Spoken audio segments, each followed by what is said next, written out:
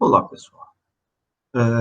Dando continuidade aqui ao nosso curso de Mecânica Geral 1, então a gente vai, hoje, entrar na última parte do curso, que é a parte que discute mecânica lagrangiana e mecânica hamiltoniana. Essa parte, ela é uma nova forma de olhar para a mecânica newtoniana, né, mecânica clássica. E a gente vai ver que é um ferramental muito interessante para trabalhar com problemas um pouco mais complexos, né? E então, antes de ir para a discussão da mecânica lagrangiana em si, o que a gente vai fazer nas próximas aulas é discutir todo o ferramental matemático, né?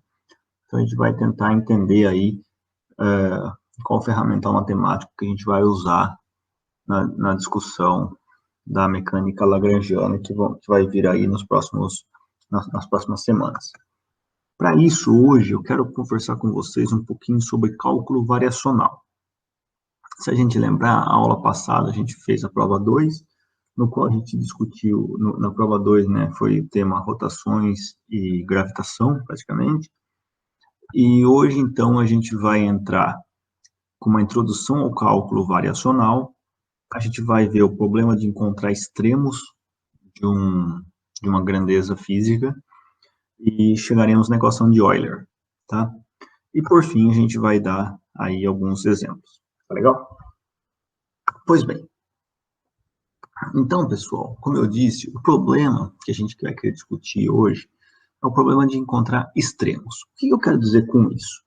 Eu quero dizer que a gente vai assumir, por exemplo, que a gente vai querer calcular uma grandeza física, mas a gente vai querer saber qual o caminho que a gente deve percorrer para que essa grandeza física tenha um extremo, ou seja, tenha um máximo ou um mínimo.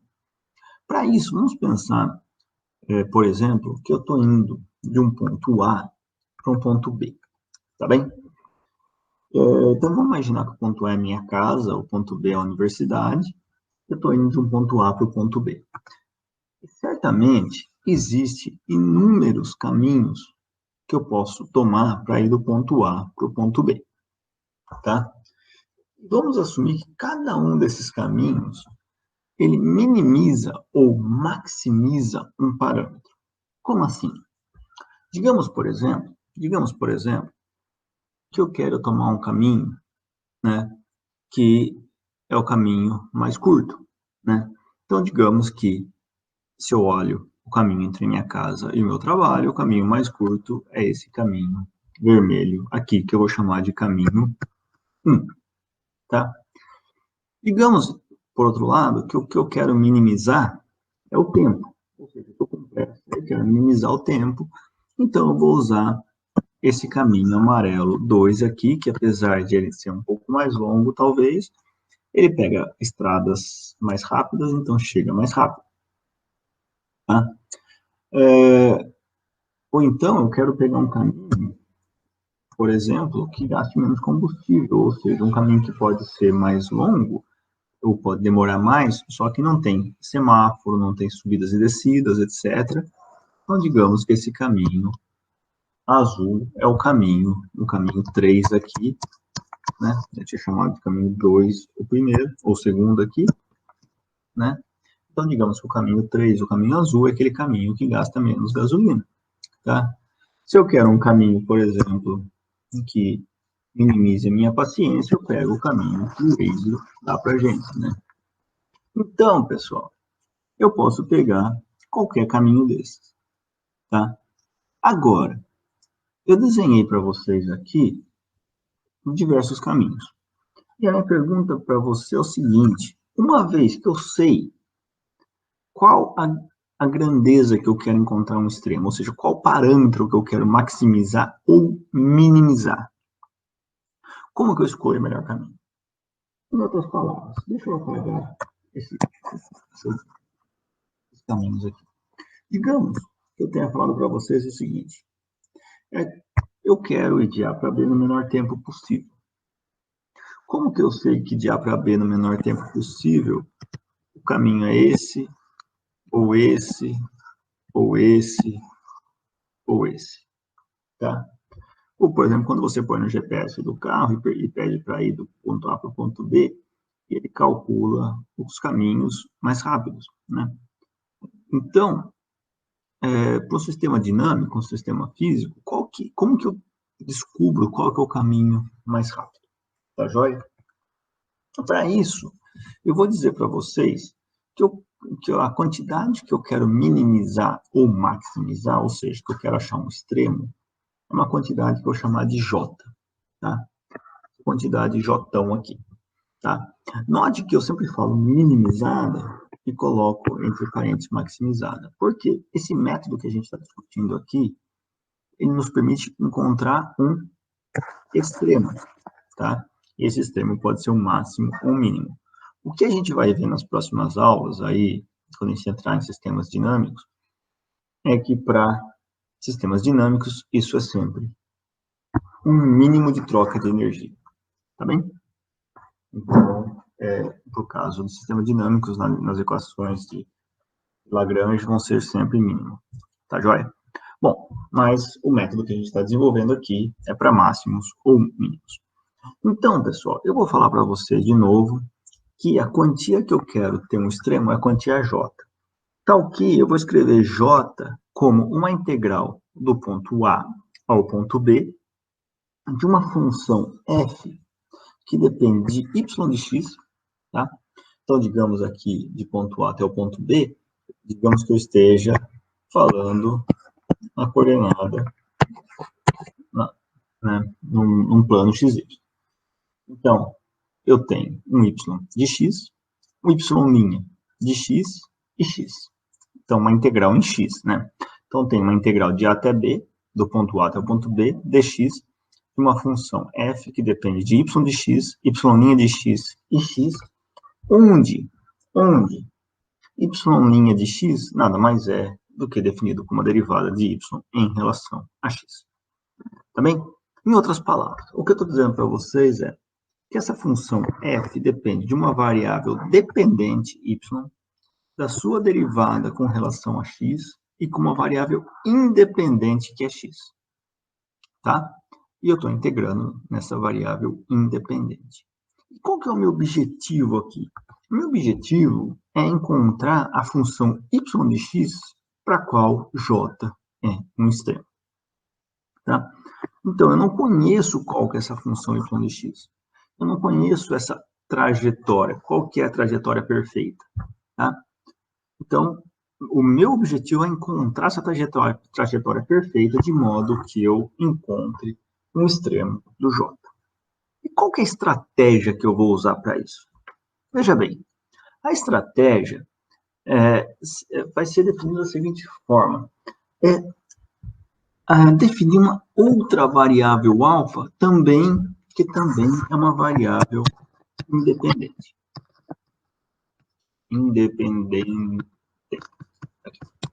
Tá?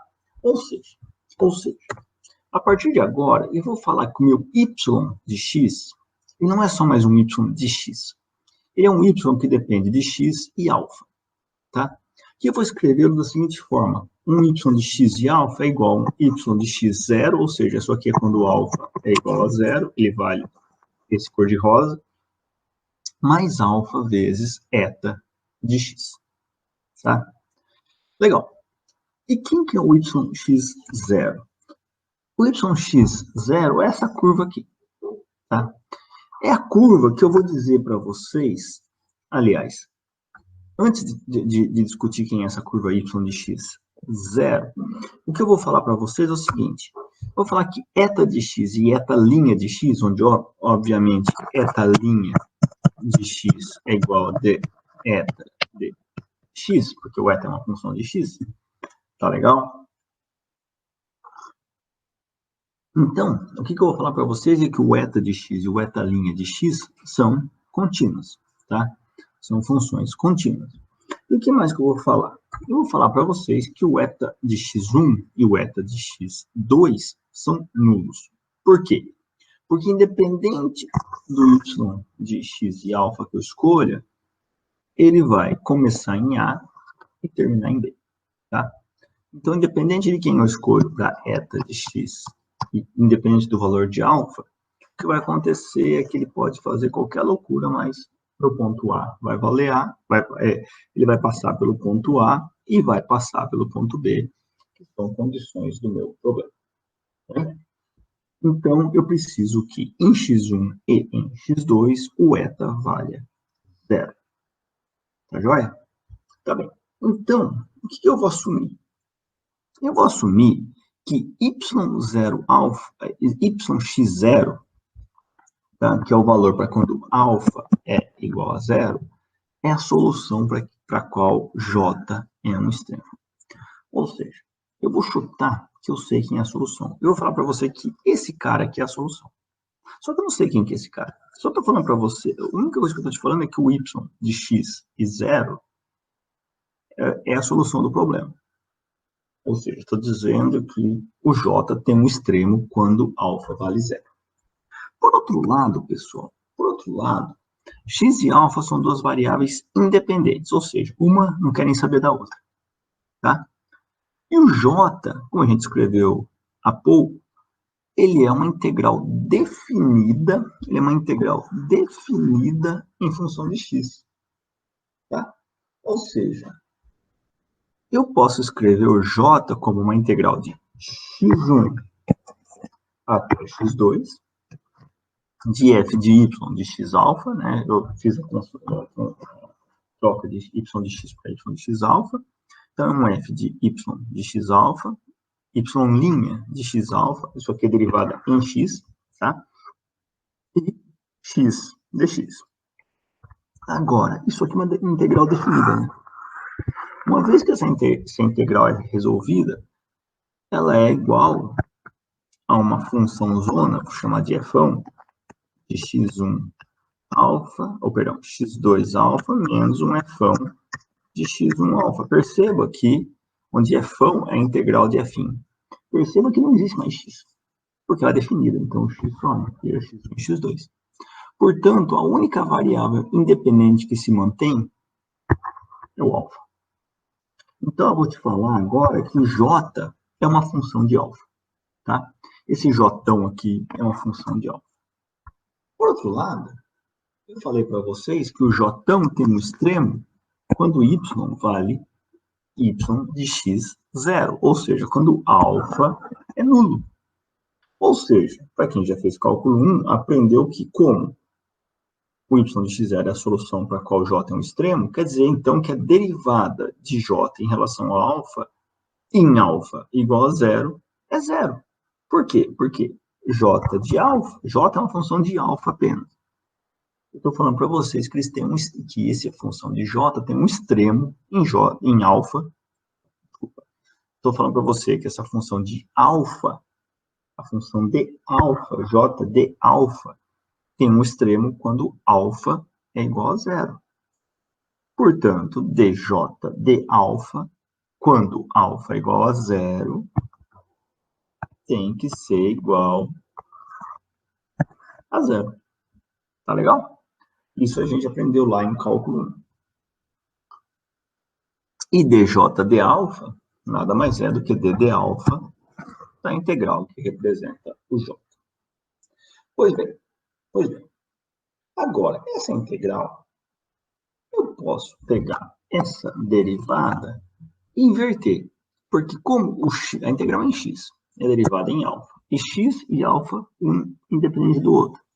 Ou seja, tanto faz se eu integro para depois derivar, ou se eu derivo em alfa para depois integrar em x. Tá? Então, o que eu faço? Eu vou pegar esse d de alfa e trazer para dentro aqui da integral, de modo que eu vou fazer uma integral de x1 até x2 dessa função aqui, d de alfa de f. Tá? Agora, o f ele não depende de alfa de forma explícita. Ele depende de y, e y depende de alfa. Ele depende de y', e y' depende de alfa. Portanto, para achar d de alfa, eu preciso usar a regra da cadeia. E eu sei que d de alfa da função f nada mais é que del f, del y, del alfa, mais del f, del y', del alfa. Se eu quisesse ser um pouco mais completo, poderia até escrever aqui mais del f, del x, del alfa, mas como eu sei que x e alfa são independentes, isso aqui dá zero, né? Esse cara aqui eu nem preciso escrever, né? Você sabe, então, que é só isso daqui. Só esses dois termos entram na minha derivada. Pois bem, agora, né? Se eu sei que o y de x alfa eu defini como um y de x0 mais alfa vezes eta de x, eu posso diretamente calcular del y del alfa e del y' del alfa'. Porque, obviamente, y' de x alfa é igual a y' de x0 mais alfa eta' de x, certo? É derivada em x. Então, com isso, pessoal, tenho que del y, del alfa, nada mais é do que eta x, certo? Olha aqui. Se eu derivo esse cara em relação a alfa, isso aqui vai para zero, e aqui dá 1, então sobra eta x. Se eu derivo del y' del alfa, esse cara vai para zero, esse cara vai para 1, sobra eta' de x. Portanto, aquela integral aqui vira simplesmente uma integral de del f, del y, eta de x, mais del f, del y', eta' de x, dx. Tá joia? Bom, vamos pegar então, pessoal, esse segundo termo aqui, da integral. Então, a soma das integrais, a integral da soma. Então, eu posso pegar essa segunda parte aqui, olhar ela separadamente e usar a integração por partes. Então, aqui eu tenho uma integral de del f, del y', eta'. Então, eu vou substituir, vou fazer isso daqui é igual a del f, del y', eta de x, menos a integral de eta de x, d dx de del f, del y'. Ou seja, a integração por partes me dá isso daqui, né? Del f, del y', eta de x, avaliado entre x1 e x2, menos a integral de x1 a x2 de d dx de del f, del y', eta x, dx. Tá bem? Legal. Bem, agora, lá atrás, quando a gente definiu o eta de x, eu falei para vocês que o eta de x1 era igual a eta de x2, que era igual a zero. Portanto, esse cara aqui fica del f, del y', eta de x2, menos del f, del y', eta de x1. Portanto, é 0 menos 0, que dá, obviamente, 0. Esse cara dá 0, então me resta aqui, esse termo aqui é simplesmente menos a integral de x1 até x2 d dx de del f, del y', eta x, dx. Tá bem? Legal. Agora, eu posso, então, substituir esse cara por menos esse cara. De modo que eu vou escrever, então, que d alfa de integral de x1 até x2 do f dx, que é igual a zero, pela definição, é igual a integral de x1 até x2 de del f, del y, eta de x, menos d dx del f, del y', eta de x, dx. Percebam que tem eta cá e eta lá. Eu posso, então, escrever simplesmente como del f, del y, menos d dx e del f, del y', vezes eta de x, dx igual a zero. Uma coisa importante de notar aqui, pessoal. Percebam que essas derivadas são parciais, mas essa daqui é a derivada total, tá bem? Tá legal? Bom, tendo isso em vista, agora eu quero que vocês prestem atenção aqui. Eu tenho isto daqui multiplicando eta de x dx, integral de x1 até x2, e estou te falando que isso aqui vale zero. Agora, eu não te falei quem que é o eta de x. A única coisa que eu falei é que eta de x e eta' de x precisam ser contínuos, e que o eta de x1 é igual a eta de x2, que é igual a zero. Foi isso que eu falei. Ou seja, essa equação tem que ser verdade para qualquer eta de x que satisfaça isso daqui. Tá?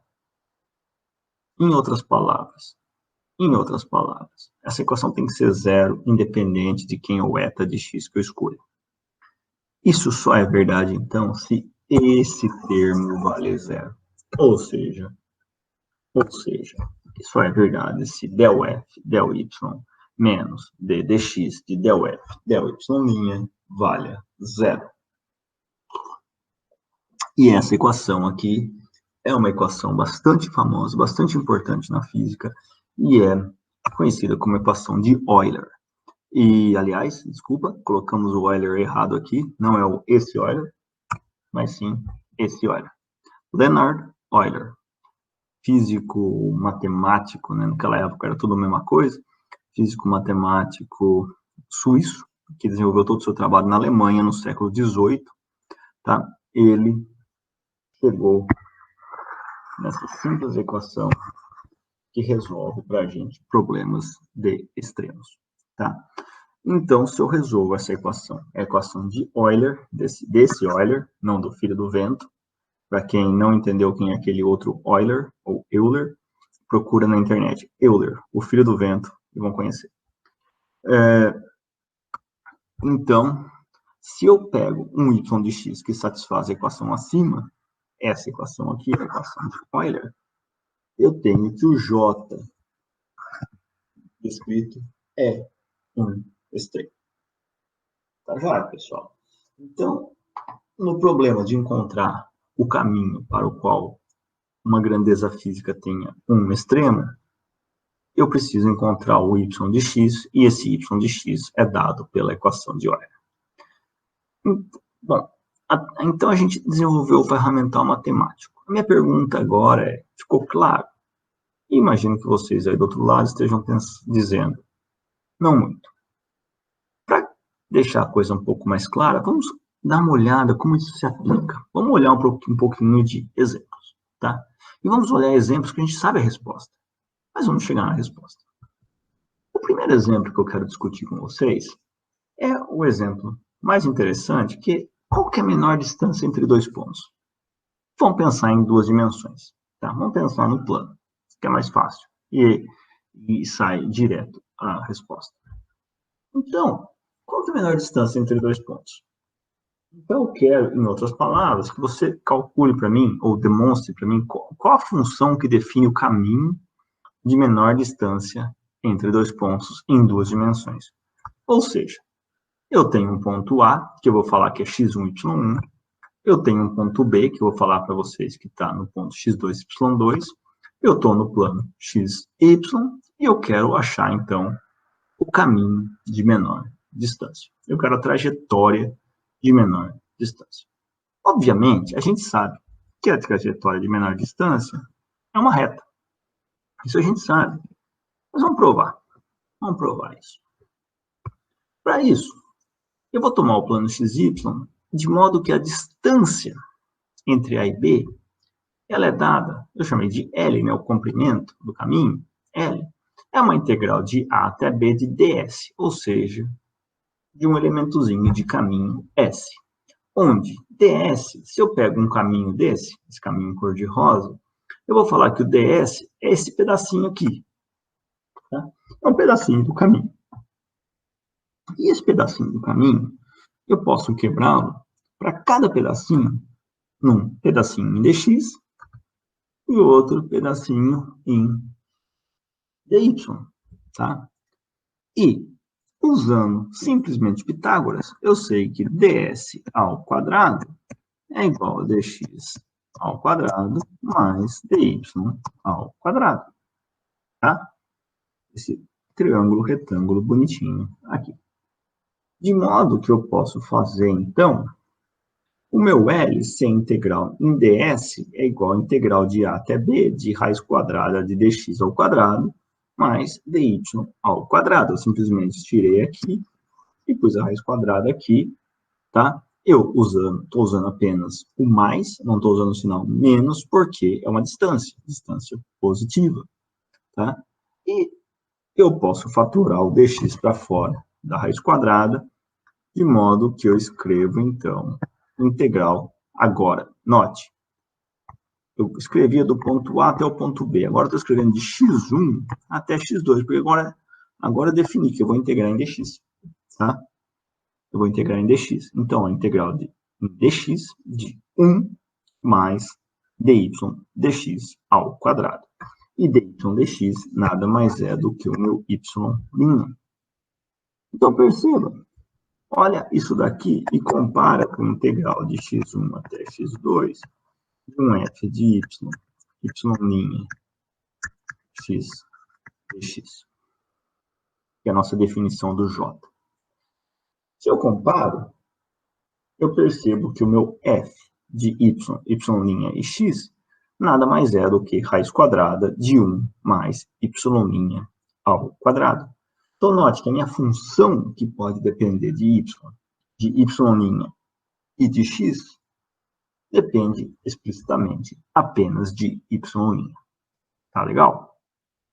Bom, com isso, uma vez que a gente definiu quem é a função f de x, f de y', y' e x, a gente pode agora aplicar a equação de Euler, lembrando que é o Euler matemático suíço. Temos, então, que del f, del y menos d dx, del f, del y' é igual a zero, e del f, del y vale zero, e del f, del y' é simplesmente y' dividido por raiz quadrada de 1 mais y' ao quadrado. Lembrando que o f, a gente calculou no último slide, era igual a raiz quadrada de 1 mais y' ao quadrado. Tá bem? Bom, se jogamos isso daí agora na equação de Euler, a gente tem que d dx de y' dividido por raiz de 1 mais y' ao quadrado dá zero, porque esse primeiro termo é zero, então fica zero menos isso igual a zero. Tá? Agora, se d dx desse cara é zero, obviamente, esse cara é uma constante. Então, eu posso escrever que y' dividido por raiz quadrada de 1 mais y' ao quadrado é uma constante. Se eu elevo esse lado ao quadrado e esse lado ao quadrado, e passo isso aqui multiplicando, eu posso reescrever ainda que y' ao quadrado é igual a 1 mais y' ao quadrado vezes c quadrado. Eu passo quem tem y' para cá, fica y' ao quadrado 1 menos c quadrado é igual a c quadrado. Eu passo dividindo aqui agora, eu tenho que o y' é igual a mais ou menos c dividido pela raiz quadrada de 1 menos c quadrado. Tá bem? Mas veja que isso daqui, c é uma constante, c quadrado também é uma constante, portanto, isso daqui é uma constante. Mais ou menos, só me dá o sinal. Portanto, eu posso dizer que y' é igual a A, onde A é uma outra constante. Tá? Isso aqui também é uma constante. Certo? E isso é igual a y', que é igual a dy dx. Agora, se dy dx é uma constante, vocês que já fizeram cálculo 1 já sabem isso decora melhor do que eu. Quanto vale y dx? Se dy dx é uma constante, portanto, y dx é igual a ax mais b. E isso daqui é a equação de quê, pessoal? Isso daqui é a equação de uma reta, onde A e B são definidos a partir das minhas condições iniciais. Quais são as minhas condições? x1, y1, x2, y2. Eu sei que eu tenho esse, eu passo por esse ponto e por esse ponto. Certo? Então, eu já acho quem é meu A e meu B. Ou seja, eu descubro que o meu y de x, para minimizar a distância, é uma reta. E eu acho quem é essa reta, porque eu tenho as condições. Agora, um aluno aí pode olhar para mim e falar assim, mas professor, Como que eu sei que é o mínimo? Você me falou lá atrás que isso aí é um extremo. Como eu sei que o extremo é um mínimo? Bem, perceba que você obteve um extremo. Tá? Y igual a x mais b é um extremo. Qualquer outro caminho que você escolha é maior que esse. Tá? E note que não tem um limite para quão mais longo é o caminho. Certo? Se eu pego esse caminho aqui, que é a linha reta, que é o mais curto, se eu pegar um caminho assim, é um pouco mais longo. Se eu pegar assim, é um pouco mais longo. Se eu pegar assim, é um pouco mais longo. Se eu pegar assim, é mais longo. Se eu pegar assim, é mais longo. E assim por diante. Ou seja, não tem limite para quão longo pode ser o caminho. Certo? Então, obviamente, isso daqui é o caminho mais curto. Tá legal? Tá joia? Então, a gente viu aí que o caminho mais curto entre dois pontos é, certamente, uma reta. E a gente viu isso usando a equação de Euler, que a gente derivou pelo método do cálculo variacional. Bom, vamos ver mais um exemplo. Vamos ver mais um exemplo para realmente fixar. Vamos ver um outro exemplo que a gente já conhece, questão de vestibular, que é a lei de Snell.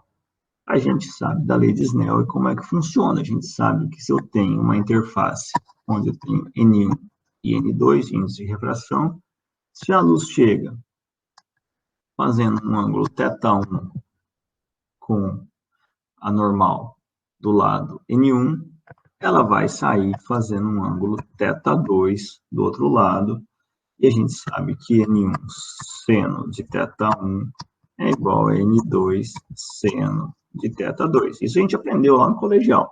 Isso é lei de Snell. Tá? Mas vamos provar isso daí. Vamos ver se isso é verdade. Então, eu quero calcular o caminho percorrido por um raio de luz passa de um meio de índice de refração N1 para o meio de índice de refração N2. Tá? Supondo que N1 é constante e N2 também é constante. Tá? Legal. Vamos fazer isso daí, então. Para fazer isso, pessoal, vamos, então, desenhar um ponto A, que está na posição x1, y1, no meio com índice de refração N1. Um ponto B, com x2, y2, com índice de refração N2. Tá? Eu vou falar para vocês que aqui é a direção x, aqui é a direção y. Então, aqui eu estou pondo um meio com índice de refração N1, e aqui eu estou pondo para vocês um meio com índice de refração N2. Tá bem? Bom, para a gente continuar esse problema, né, a primeira coisa que a gente tem que lembrar aqui é o princípio de Fermat. O princípio de Fermat diz que o raio de luz vai de um ponto A para um ponto B pelo caminho que leva o menor tempo possível. Ou seja, ele vai do ponto A ao ponto B pelo caminho que economiza tempo. Tá? Pelo tempo mais rápido. Tá? O tempo de um percurso, a gente lembra que se eu estou fazendo um percurso S, eu lembro que ds dt é igual a velocidade. Tá? De modo que eu posso dizer para vocês que dt é igual a ds sobre a velocidade. E eu posso falar que o tempo nada mais é do que a integral de um tempo a até um tempo b de dt. Tá? Eu posso, então, falar que o tempo total é integral de dt. Certo? E a integral de dt é a integral de ds sobre d. Tá? De a até b. Agora, quem que é ds? Bom, a gente já sabe, né? Eu tomei um caminho aqui qualquer, o ds é esse pedacinho do caminho, que eu decomponho como dx, eu decomponho como dy, não tem nenhuma novidade aqui. A gente acabou de fazer uma decomposição idêntica, de modo que eu posso escrever que t, aliás, para escrever isso, eu tenho que lembrar que a velocidade no meio com índice de fração n é c sobre n, onde c é a velocidade da luz no vácuo. Então, eu posso escrever que o tempo é a integral de x1 até x2 de n sobre c, 1 mais dy dx ao quadrado dx. Obviamente, eu estou aqui usando o mesmo resultado do exemplo anterior. Tá? tá? ds. De modo que o meu f de y' e x não é nada mais, nada menos do que n sobre c, 1 mais y' ao quadrado. Percebam que eu mantive n sobre c aqui. Tá? Por que eu mantive o n sobre c? Né? O c é uma constante, velocidade da luz. Tá? Então, eu poderia ter tirado dessa equação. Agora, o n, ele é constante nesse meio. Ou nesse meio. Mas na interface ele não é. Então, no caminho completo ele não é. Porque ele vem com um valor aqui e aqui ele tem outro. Tá? Então, ele não é constante em todo o caminho. Portanto, a gente tem que manter ele na função. Legal. Sendo assim, pessoal, eu vou escrever então que del f da y é 0. E del f da y' nada mais é do que n sobre c, y' dividido por raiz quadrada de 1 mais y' ao quadrado, exatamente como a gente fez para o caso da reta, atrás. Não mudou em nada. Bem, a equação de Euler diz que isso menos d dx disso tem que valer 0, mas isso aqui vale 0, então a derivada desse cara tem que valer 0, de forma idêntica à que a gente fez no exercício anterior. Então, eu tenho que n sobre c, y' dividido por raiz quadrada de 1 mais y' ao quadrado é igual a que é igual a uma constante. Tá bem? Bom, só que agora a gente vai usar uma estratégia um pouquinho diferente. Se aqui é x, certo? Eu vou falar o seguinte.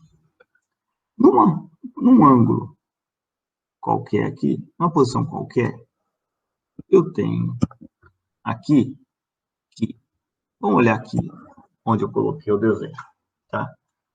dy dx, vocês concordam comigo que aqui eu faço um ângulo, eu vou desenhar de uma outra cor, de roxo. Aqui eu faço um ângulo θ com horizontal. Ou seja, eu faço um ângulo θ com x chapéu. Tá? Portanto, dy dx é igual a tangente de θ. Tá bem?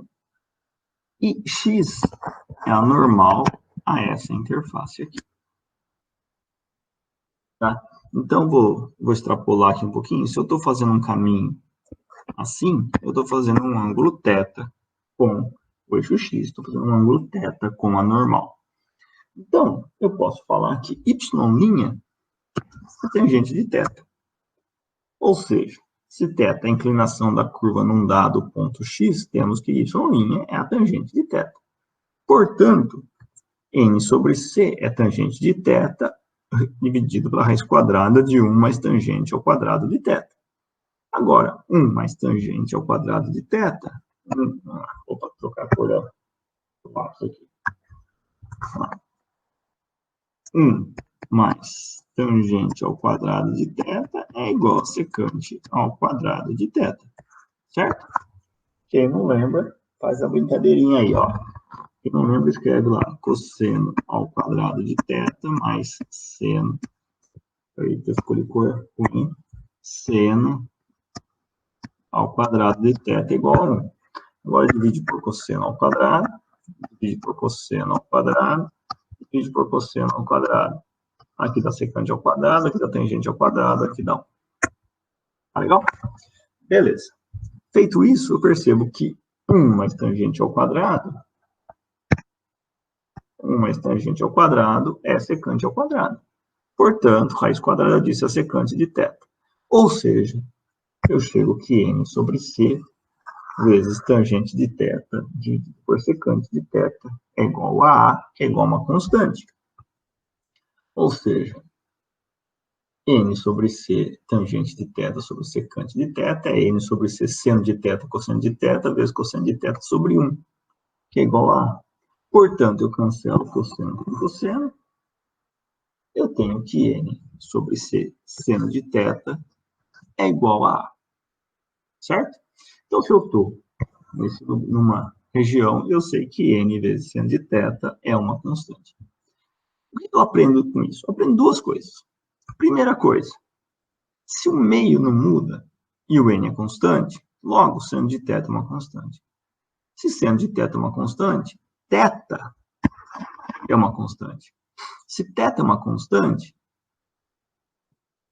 dy dx é uma constante. Se dy dx é uma constante, obviamente, y de x é uma reta. Ou seja, se n não muda,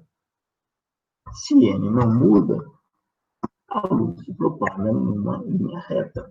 Ou seja, se o B estivesse aqui dentro, a luz iria fazer esse caminho, que é uma linha reta. Tá? A gente sabe disso. Agora, na interface, o N muda. A interface, o N muda. Agora, quando o N muda de N1 para N2, o A continua sendo uma constante. Só que, do lado de cá, eu tenho que N1 sendo θ1 é igual a A. Do lado de cá, eu tenho que N2 sendo θ2 também é igual a A. Certo? Isso aqui, isso daqui vale para o lado de cá, isso aqui vale para o lado de lá, e ambos são iguais a A. Portanto, eu posso cancelar o C aqui e escrever que N1 seno θ1 é igual a N2 seno de θ2. Essa é a famosa lei de Snell da refração. Tá bem, pessoal? Então, percebam que isso aqui é um problema de ótica. Tá? Mas a gente consegue resolvê-lo usando o cálculo diferencial que a gente veio discutindo nessa aula através aí da equação de Euler. Tá legal? Bem, espero que vocês tenham entendido, né? Eu recomendo que vocês olhem bastante exemplos disso. Na próxima aula, inclusive, faremos aí pelo menos 1 ou 2 problemas. A gente discutir bastante exemplo, porque não existe segredo. Não existe receita de bolo para como resolver esses problemas, pois a grande sacada de resolver isso daí está como montar o problema. Na aula que vem, a gente vai ver que se a gente monta o problema errado, ele fica praticamente impossível de resolver. O que pode diferenciar um problema que a gente resolve em 2 linhas, ou, sei lá, meia página, para um problema que leva 3, 4, 5 folhas e 3, 4, 5 horas, é a forma de montá-lo, tá? Então, é muito importante que a gente aprenda a montar esses problemas e de modo a facilitar a escrita da equação de Euler, tá joia? E isso a gente só adquire mesmo com a experiência de desenvolver o problema. Então, na aula que vem, a gente vai ver aí mais 2 exemplos, pelo menos, de como resolver esse problema. E a gente depois vai começar a entrar em situações na qual a equação de Euler requer algum vínculo. Por exemplo, agora eu vim falando para vocês qual é a menor distância entre 2 pontos, né? Por uma outra coisa que eu posso pensar para vocês é o seguinte: qual que é a maior área que eu consigo desenhar, né, circunscrever com uma corda, dado o comprimento da corda constante, igual a L, tá? Então, qual que é o formato da curva que eu consigo fazer para que dentro dela tenha a maior área possível, dado uma corda de comprimento constante, tá? Então, são problemas que começam a ficar um pouquinho mais interessantes, tá joia? Então, na próxima aula, a gente vai atacar isso, e nas próximas 2 ou 3 aulas, a gente vai ficar aí estudando e trabalhando com material, né, do problema matemático. Depois disso, a gente vai, então, usar esse ferramental para discutir problemas de dinâmica mais interessante através das leis de Euler, das equações de Euler-Lagrange e dos princípios de Hamilton. Tá legal, pessoal? Então, espero que vocês tenham aproveitado a aula, tenham aprendido alguma coisa, e nos vemos na próxima. Um abraço.